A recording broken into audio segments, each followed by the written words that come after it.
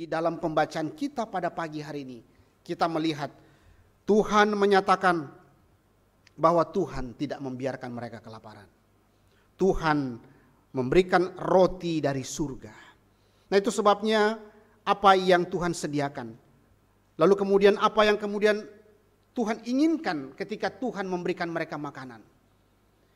Inilah yang kita sama-sama akan renungkan pada pagi hari ini. Ayat yang keempat itu kita akan renungkan 3 bagian. Ayat yang kelima nanti kita kaitkan itu juga di dalam konsep perjanjian baru.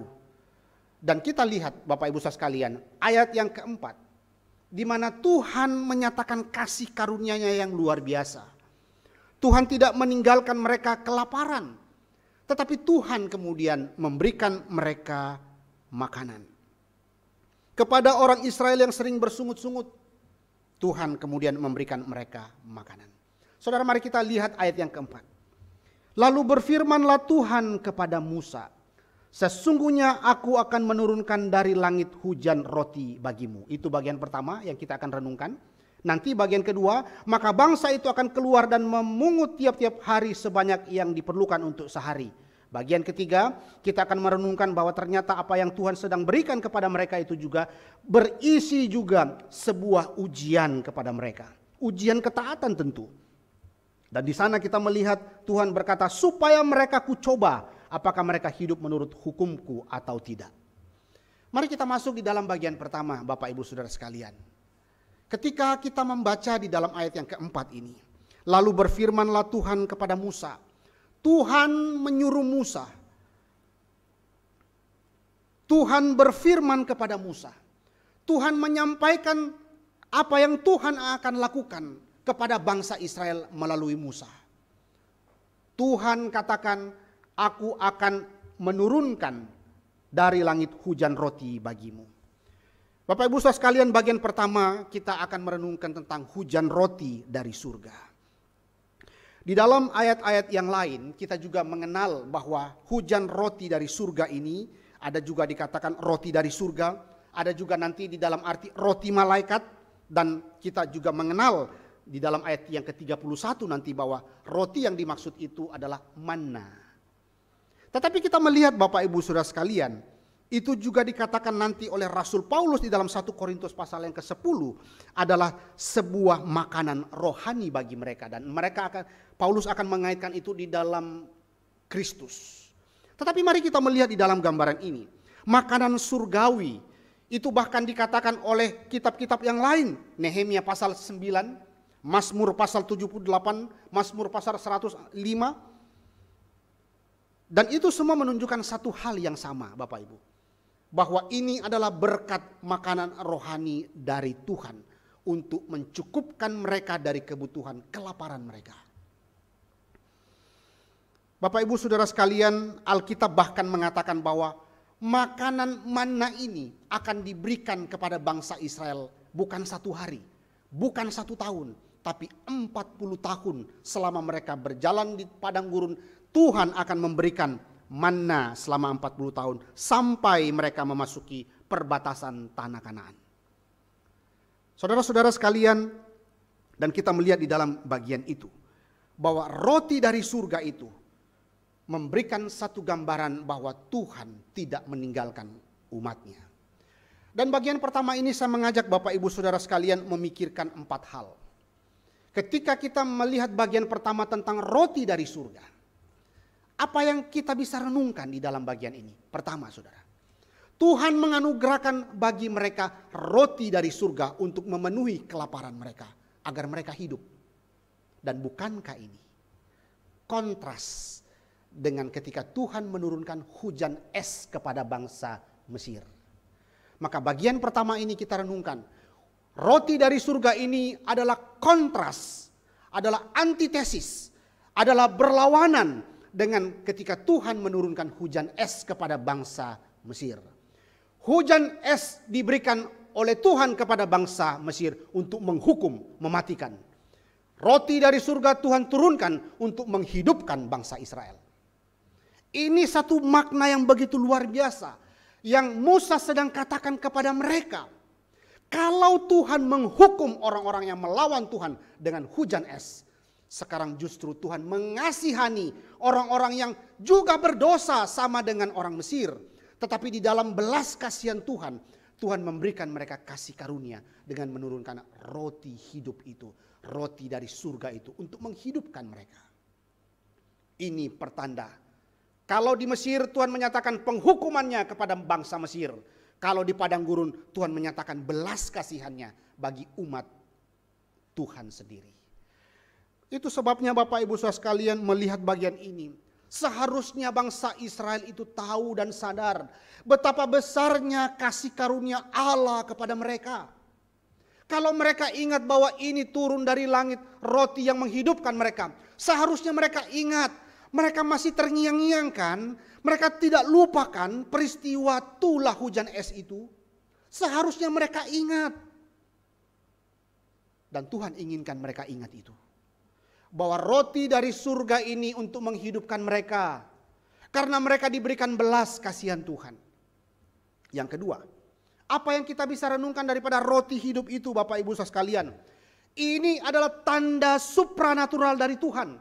Ini adalah karya mujizat yang luar biasa melampaui logika manusia. Betapa tidak Bapak Ibu? Tidak ada satupun peristiwa sepanjang sejarah di mana roti itu turun dari langit. Apapun peristiwa alam, orang-orang sains menentang akan kebenaran Alkitab ini dengan logika-logika yang mereka pakai, bahwa mungkin ini adalah tipuan-tipuan atau mungkin ini adalah fenomena alam, tapi itu semua tidaklah benar. Kita percaya bahwa ini adalah satu bukti karya luar biasa daripada Tuhan. Supranatural Allah di dalam karyanya yang luar biasa menyatakan kemurahannya, menyatakan janjinya. Kalau Tuhan mau menyatakan kemurahan dan janjinya Bapak Ibu Saudara sekalian, Tuhan bahkan bisa lakukan itu melampaui apa yang dipikirkan oleh manusia. Ini yang kedua. Yang ketiga Bapak Ibu Saudara sekalian, Tuhan memberi makan agar bangsa Israel itu bebas menikmati Tuhan. Kalau di Mesir mereka menerima makanan, mereka diberikan air, mereka diberikan makanan oleh Firaun untuk apa? Oh, mereka bisa merasakan, mereka bisa hidup tentu. Oke, mereka bisa hidup dari makanan Firaun. Tetapi makanan itu sebetulnya tanpa mereka sadari atau mereka mungkin sadar itu bahwa justru makanan itu akan mengikat mereka terus sebagai budak di Mesir. Tetapi Bapak Ibu Saudara sekalian, seperti apa yang Tuhan inginkan mereka keluar dari Mesir, biarkan umatku itu pergi dan menyembah aku di Gunung Sinai. Ini berarti bahwa makanan ini berbeda dengan makanan Firaun. Kalau makanan Firaun itu untuk terus mengikat mereka sebagai budak, tapi makanan dari surga ini untuk membebaskan mereka menikmati Tuhan. Perbedaan ketiga yang kita bisa lihat di dalam makna roti dari surga ini. Dan Bapak Ibu Saudara sekalian, itulah yang kita lihat, Firaun memberi makan untuk membuat hidup mereka semakin sulit, semakin terikat. Tapi Tuhan memberikan mereka manna, roti dari surga itu, agar mereka bebas menikmati Tuhan dan beribadah kepada Tuhan.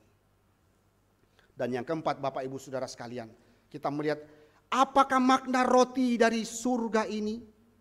Ini menunjukkan adalah bahwa Tuhan membawa mereka untuk mengingat bahwa Tuhan akan menyediakan dari sumber yang tidak pernah diketahui keberadaannya.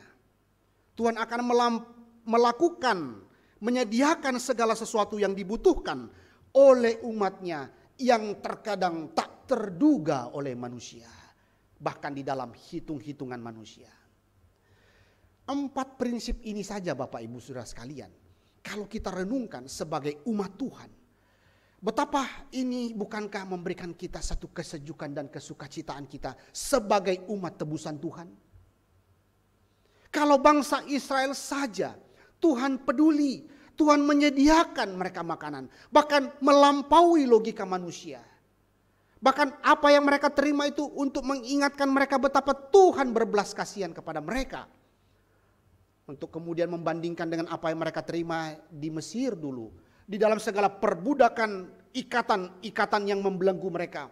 Tetapi sekarang mereka bisa bersuka cita menikmati Tuhan di dalam makanan yang Tuhan berikan ini.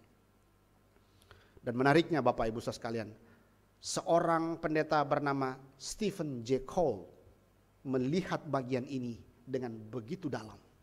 Dia mengatakan bahwa menyaksikan roti dari surga ini sebetulnya ini mengaitkan kita dengan kehadiran Tuhan.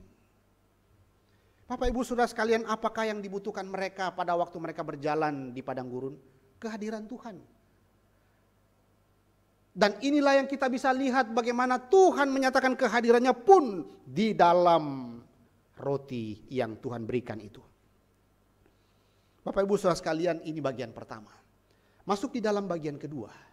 Di dalam ayat yang keempat itu dikatakan, setelah dikatakan sesungguhnya aku akan menurunkan dari langit hujan roti bagimu. Dan kedua saudara, dikatakan maka bangsa itu akan keluar dan memungut tiap-tiap hari sebanyak yang perlu untuk sehari. Memungut bahan-bahan makanan sehari untuk kebutuhan sehari. Dan ini berbicara Bapak Ibu bahwa bangsa Israel itu akan keluar untuk mengumpulkan tiap hari sebanyak yang mereka perlu tiap hari. Sebanyak yang mereka perlu tiap hari. Dan apa yang kita bisa saksikan di dalam bagian ini? Tuhan berjanji untuk mengirimkan roti dari surga. Tetapi Tuhan tidak pernah berjanji untuk menjatuhkan roti itu langsung ke mulut mereka. Tidak Bapak Ibu saudara sekalian. Ada panggilan mereka harus kerjakan sesuatu. Ada panggilan mereka harus berjuang. Ada panggilan mereka harus melakukan sesuatu. Keluar dan mengumpulkan apa yang mereka butuhkan tiap hari. Maka berbicara mengenai ketaatan Bapak Ibu. Ini berarti berbicara juga adalah sesuatu tindakan iman. Bangsa Israel tidak diperintahkan di dalam kemah saja. Nanti Tuhan kirimkan langsung ada di dalam kemah itu manna. Tidak ada begitu. Tetapi Tuhan bilang keluar, pungut setiap hari sesuai kebutuhan. Maka ini berbicara tentang bagaimana mencukupkan diri setiap hari. Mencukupkan diri setiap hari dengan langkah iman. Dan itu berbicara tentang bagaimana tetap ada suatu nuansa kebergantungan mereka kepada Tuhan. Saudara, mencukupkan diri dengan kebutuhan sehari-hari. Itu berarti bahwa kita terus memberi diri kita bergantung kepada Tuhan. Dan ada langkah iman yang kita lakukan sebagai umat Tuhan.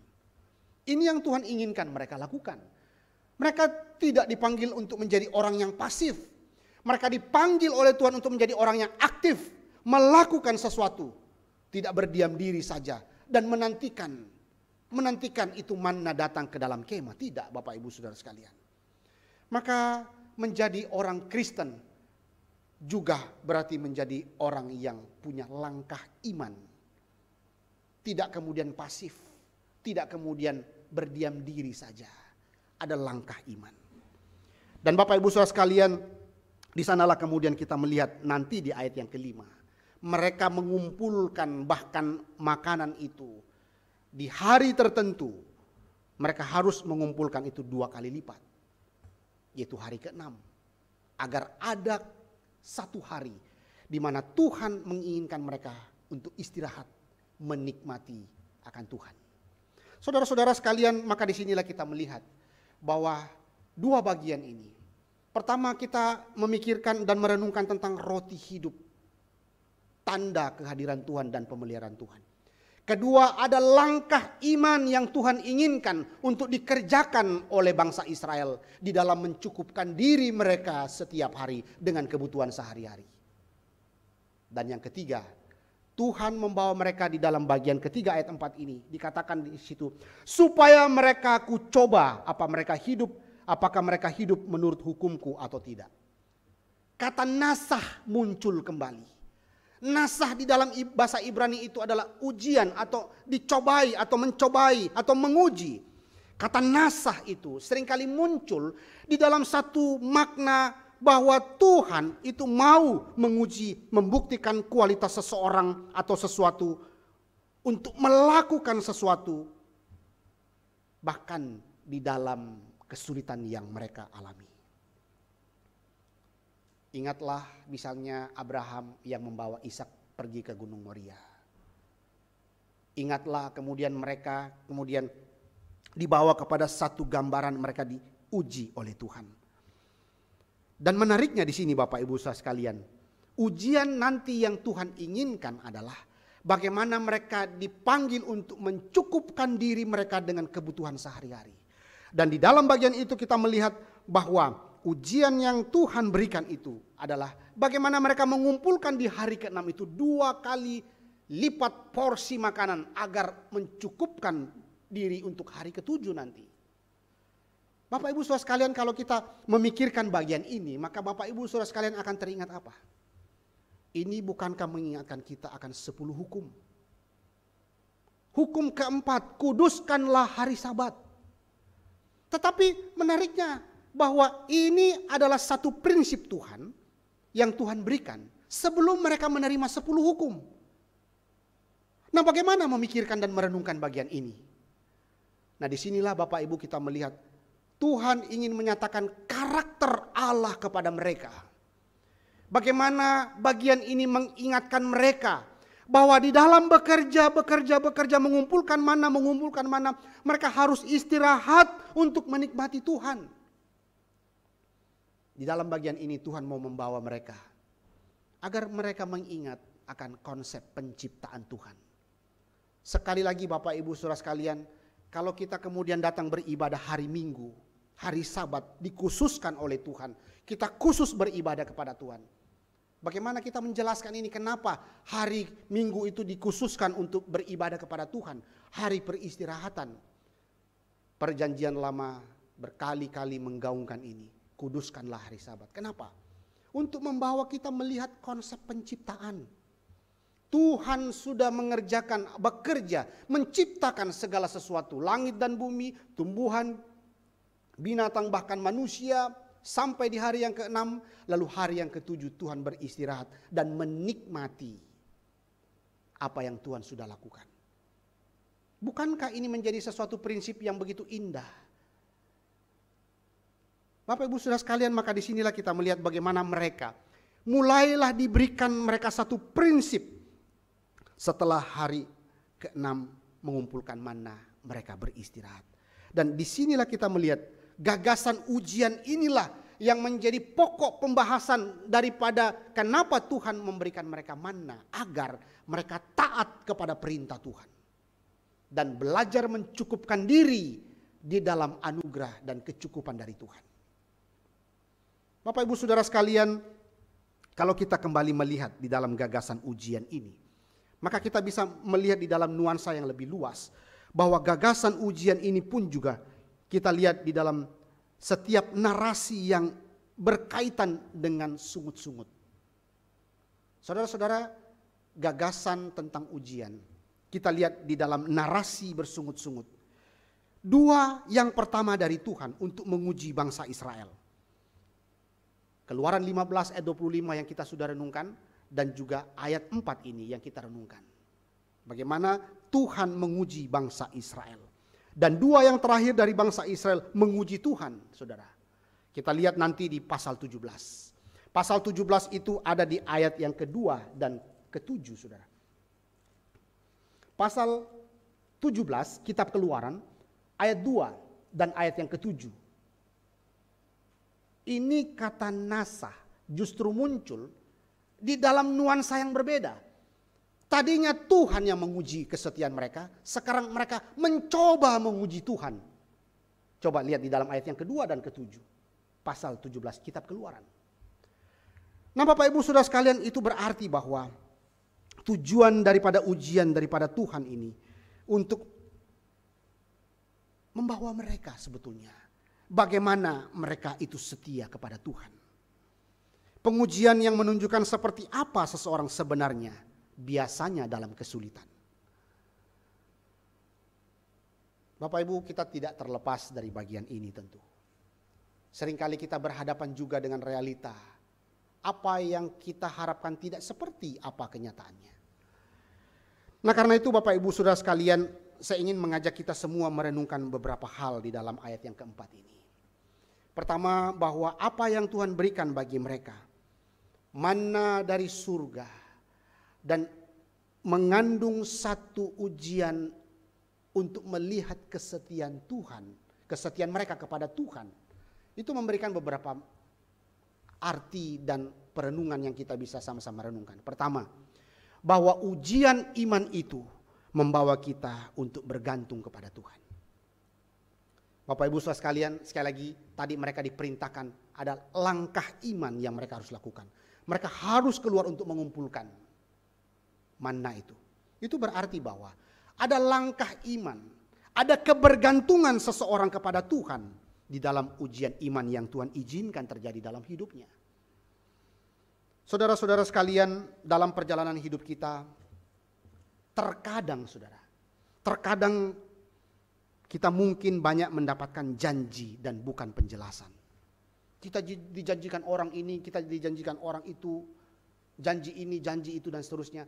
Tetapi seringkali kita tidak dapatkan penjelasan bagaimanakah saya harus berjanji itu. Bagaimana saya harus menghidupi janji yang dia terima itu. Itu sebabnya saat kita mungkin terluka, saat kita mungkin mengalami pergumulan, saudara, tidak sedikit kita mulai bertanya mengapa kepada Tuhan. Seringkali realita hidup berbeda dengan harapan-harapan. Kenapa? Karena harapan itu seringkali tidak realistis. Kita dijanjikan sebuah harapan-harapan yang seringkali tidak realistis dengan kenyataan. Maka mulailah kita kecewa dan bertanya mengapa kepada Tuhan. Tapi Bapak Ibu Saudara sekalian, mari kita belajar di dalam prinsip pertama ini. Bagaimana ujian iman itu Tuhan izinkan bagi kita. Untuk kita berani melangkah. Berani melangkah dengan satu sikap bergantung kepada Tuhan.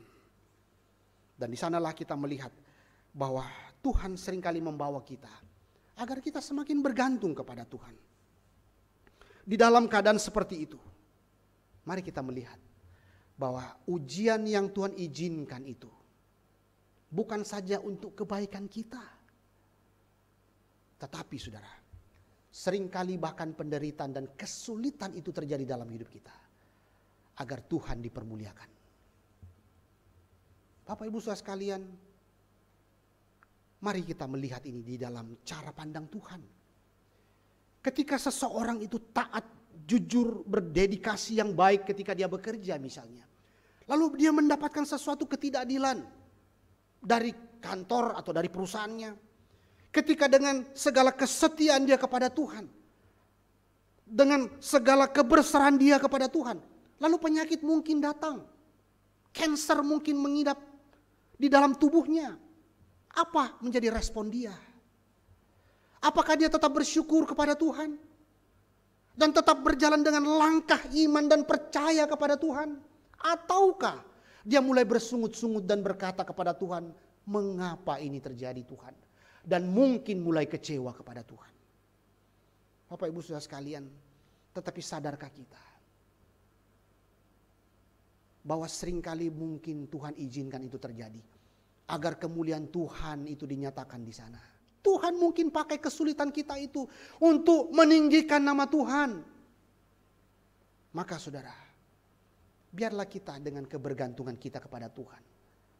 Kesulitan rumah tangga kita, kesulitan pekerjaan kita, di dalam relasi kita dengan keluarga kita, apapun yang kita alami ketika kita tetap berjalan bersama dengan Tuhan, dengan ketaatan kesungguhan kepada Tuhan, biarlah saudara dan saya tetap bersandar kepada Tuhan. Yang kedua saudara, saya ingin mengajak melihat kecukupan di dalam Tuhan ini, di dalam porsi setiap hari yang cukup. Kalau kita percaya bahwa Tuhan mencukupkan kita dengan kecukupan-kecukupan setiap hari saudara, itu membuat kita tetap bersuka cita walaupun kita mengalami pergumulan kesulitan hidup. Tentu setiap hari membawa pergumulannya sendiri. Tentu setiap hari ada kesulitan-kesulitannya sendiri. Tetapi mari kita melihat ada kecukupan di dalam Tuhan. Selalu ada di dalam jangkauan Tuhan. Umatnya tidak akan pernah berkekurangan. Di dalam tanda kutip. Berkekurangan bukan berarti kita selalu lihat di dalam nuansa jasmani, kekayaan, kelimpahan harta benda, saudara.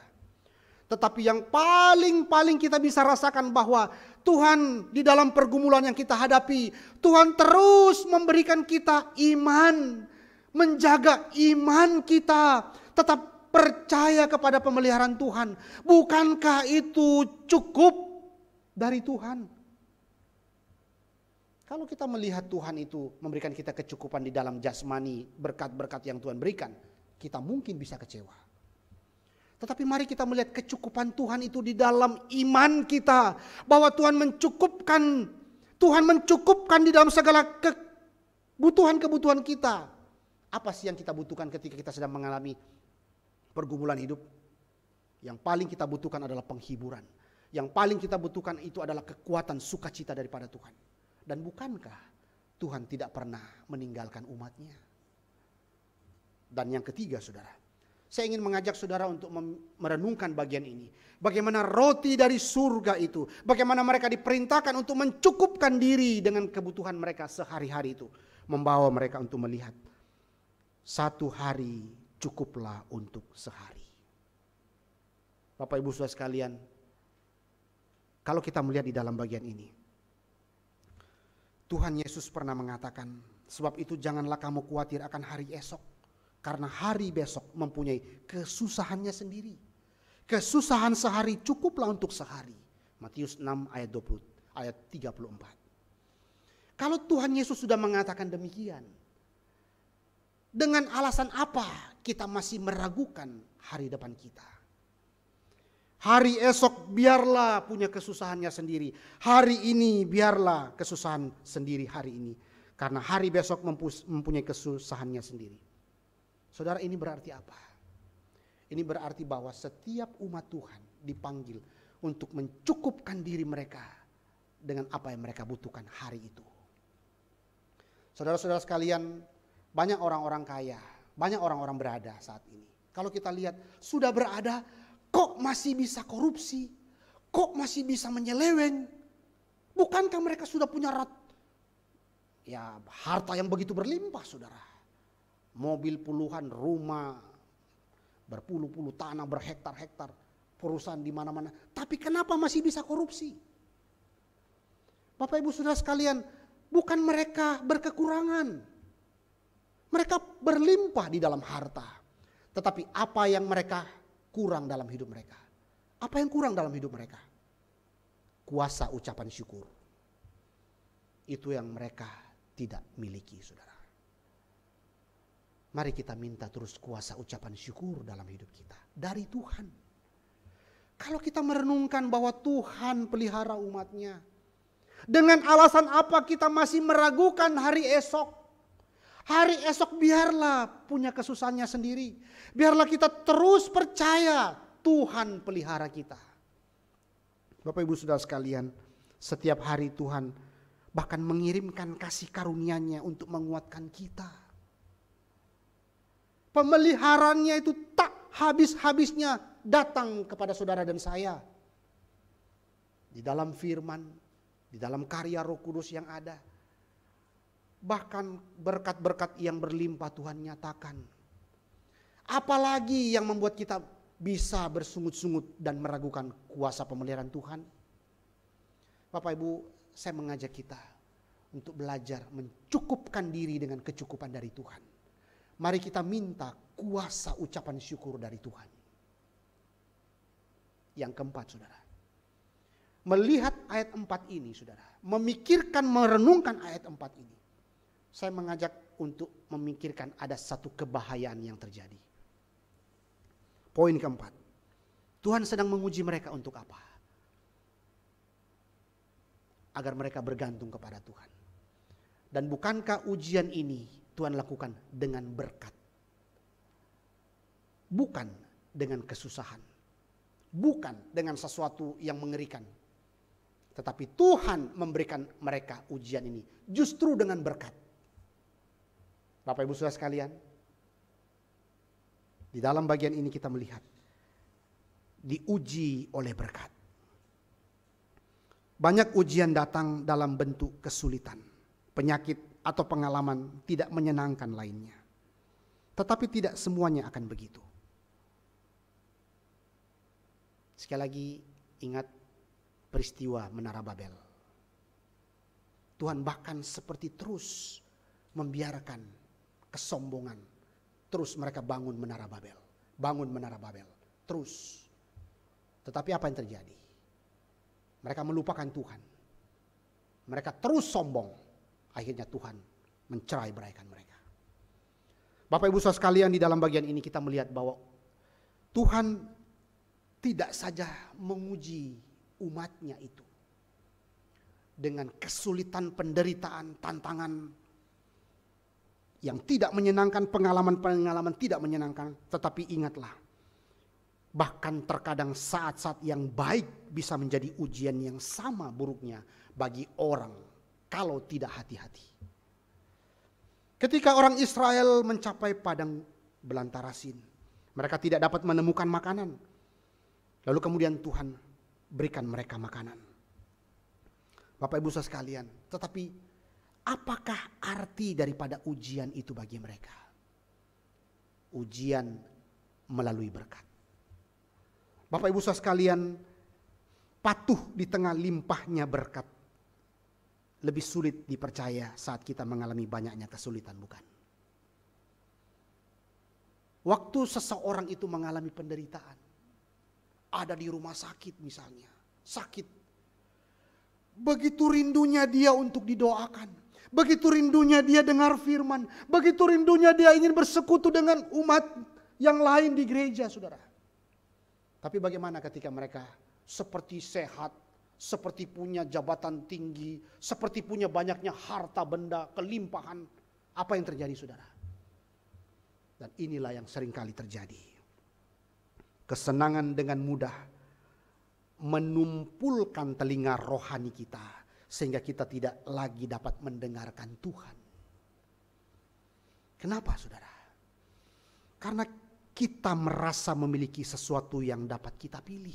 Itu sebabnya prinsip ini mengingatkan kita.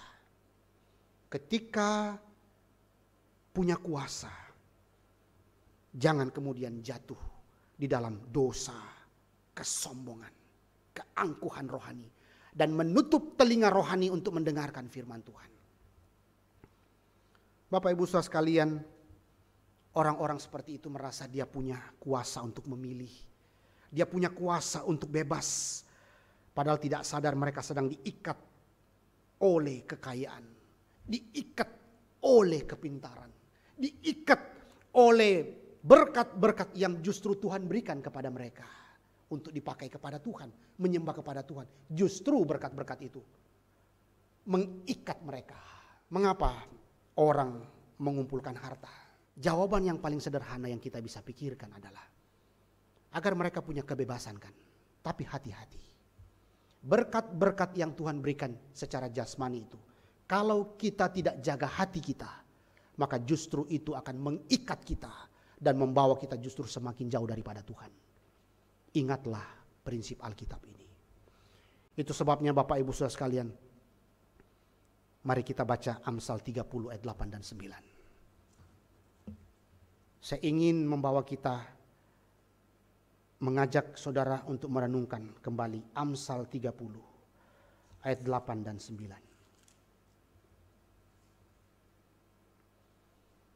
Kita membaca Amsal 30 ayat 8 dan 9. 2, 3. Jauhkanlah daripadaku kecurangan dan kebohongan. Jangan berikan kepadaku kemiskinan atau kekayaan. Biarkanlah aku menikmati makanan yang menjadi bagianku. Supaya kalau aku kenyang, aku tidak menyangkal namamu. Dan berkata, siapa Tuhan itu? Atau kalau aku miskin, aku mencuri dan mencemarkan nama Allahku. Bapak Ibu Saudara sekalian, ingatlah bagian ini. Saudara-saudara kita yang diberikan berkat jasmani oleh Tuhan, jangan kemudian itu menjadi berhala yang mengikat kita. Kekayaan, keluarga yang baik, kedudukan yang baik di perusahaan, harta yang Tuhan berikan bagi kita. Ingat, jangan menjadi berhala bagi kita. Tetapi biarlah itu justru kita pakai memuliakan nama Tuhan. Jika saudara saat ini dan kita semua mungkin diberikan berkat dari Tuhan, tetaplah waspada dan peka terhadap potensi bahaya ini. Mari jaga hati. Mari jaga hati di hadapan Tuhan. Demikian pula sebaliknya Bapak Ibu dengan kekurangan. Orang-orang yang berkekurangan dalam tanda kutip, tetaplah percaya bahwa Tuhan tetap memelihara umatnya. Jangan pernah berputus asa. Bagian kedua, kita masuk di dalam ayat yang kelima. Kita lihat di dalam bagian itu saudara. Dan pada hari yang keenam apabila engkau memasak yang dibawa mereka pulang, maka yang dibawa itu akan terdapat 2 kali lipat banyaknya dari apa yang dipungut mereka sehari-hari. Bagian dari ujian pada hari keenam mengumpulkan 2 kali lebih banyak. Itu sebabnya pada hari yang keenam ya mereka mengumpulkan manna itu 2 kali lipat. Berbeda dengan hari-hari sebelumnya. Dan kita lihat di dalam bagian itu, ini bermakna yang begitu penting di dalam kehidupan mereka. Karena apa yang kemudian mereka akan lakukan dan terima itu, kita coba lihat di dalam ayat yang ke-23 saudara. Lalu berkatalah Musa kepada mereka, inilah yang dimaksudkan Tuhan. Besok adalah hari perhentian penuh, Sabat yang kudus bagi Tuhan. Maka roti yang perlu kamu bakar, bakarlah. Dan apa yang perlu kamu masak, masaklah. Dan segala kelebihannya biarlah di tempatnya untuk disimpan sampai pagi. Apa yang Tuhan maksudkan mereka mengumpulkan hari ke-6 2 kali lipat. Agar mereka bisa beristirahat dan beribadah kepada Tuhan di hari yang ke-7. Berkat roti dari surga datang tentu sekali lagi dengan panggilan ketaatan tanggung jawab. Ada langkah iman dan ada ketaatan mengikuti perintah Tuhan. Bapak Ibu Saudara sekalian, di dalam bagian inilah kita melihat bagaimana maksud utama daripada penyediaan manna ini. Untuk mengajarkan umat Tuhan, untuk menjawab pada apa yang menjadi pergumulan mereka, kelaparan. Apa yang kemudian mereka saksikan dicukupkan oleh Tuhan. Tetapi menarik untuk kita pikirkan lebih jauh ini Bapak Ibu sekalian. Karena sebetulnya apa yang sedang mereka saksikan dan alami di padang gurun. Ini saudara. Ini sebetulnya adalah gambaran. Bagaimana ada kecukupan yang lebih limpah dan sempurna nanti. Yang umat Allah itu akan dapatkan di dalam diri roti hidup yang sebenarnya itu.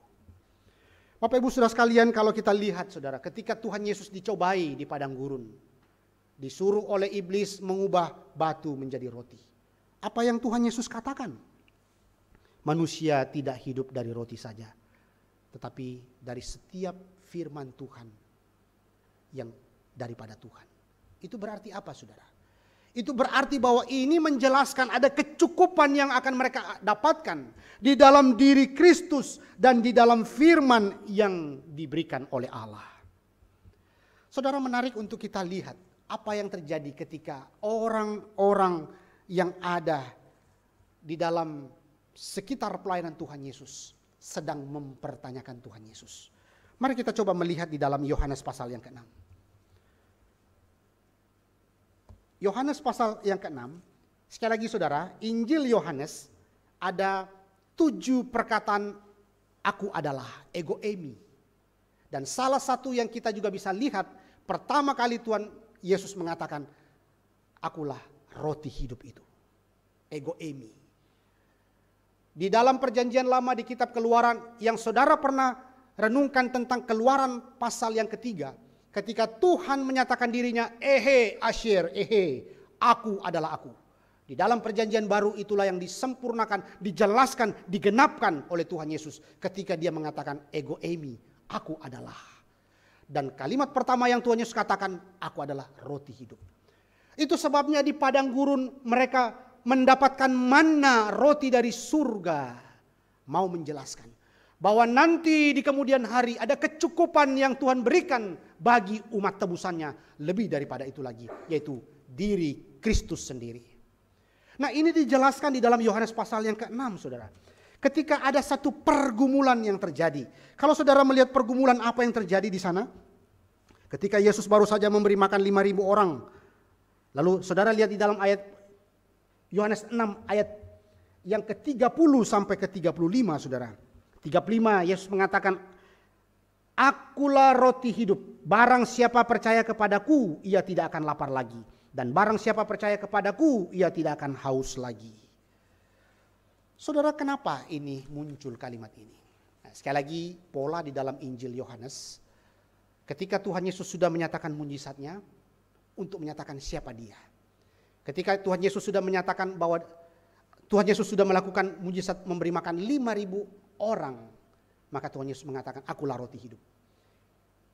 Ketika Tuhan Yesus sudah membangkitkan Lazarus, Yohanes pasal 11, lalu Tuhan Yesus mengatakan, "Akulah kebangkitan dan hidup itu." Nah, ini pola yang kita lihat di dalam Injil Yohanes. Mari kita masuk dalam Yohanes pasal 6. Apa yang terjadi, saudara? John MacArthur memberikan gambaran ini dengan memberikan latar belakang kenapa ini terjadi. Ada satu perdebatan logika di sana. Logika orang banyak yang ada di sana mengatakan bahwa mujizat memberi makan 5.000 orang yang Yesus lakukan itu adalah mujizat yang kecil dibandingkan dengan apa yang Musa lakukan di padang gurun. Saudara, Tuhan Yesus kembali memberikan penjelasan ini kepada mereka. Agar mereka percaya kepada Dia. Mereka perlu melihat Dia memberi makan bangsa Israel dengan skala yang sama seperti Tuhan lakukan ketika Dia mengirimkan manna dan memberi makan seluruh bangsa Israel di padang gurun. Tetapi saudara, kalau kita lihat di dalam bagian inilah, apa yang dituntut oleh orang banyak itu? Mereka menuntut agar Yesus mengalahkan Musa jika mereka percaya kepadanya. Dan di sanalah Yesus mengatakan kalimat yang begitu luar biasa. Bapak Ibu Saudara sekalian, di dalam ayat itulah kita melihat Yesus mengatakan, "Akulah roti hidup itu."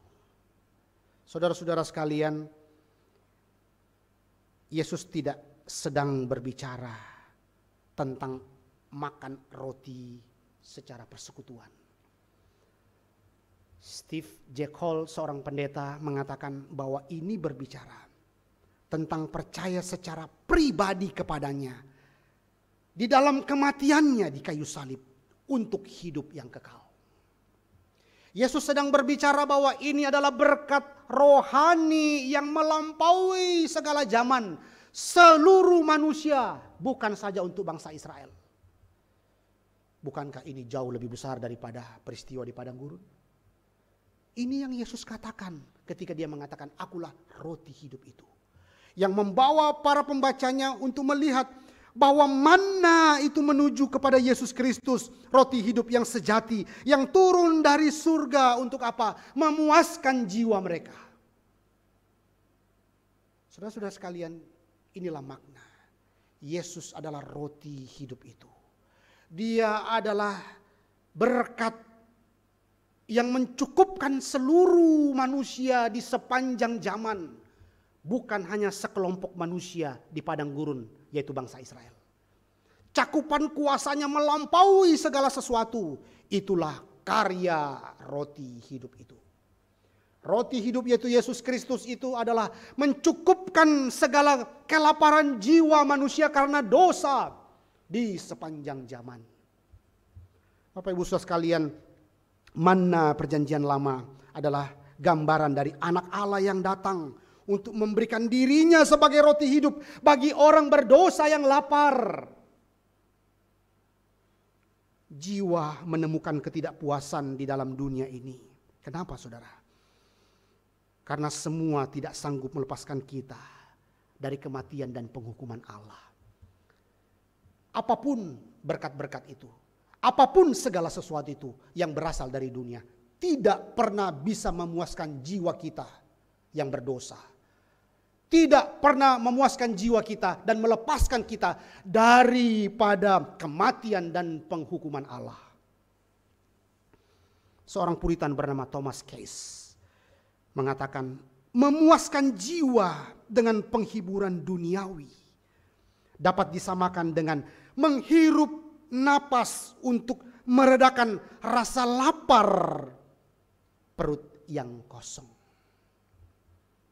Sekali lagi Thomas Case mengatakan, memuaskan jiwa dengan penghiburan duniawi itu sama seperti menghirup napas untuk meredakan lapar pada perut yang kosong.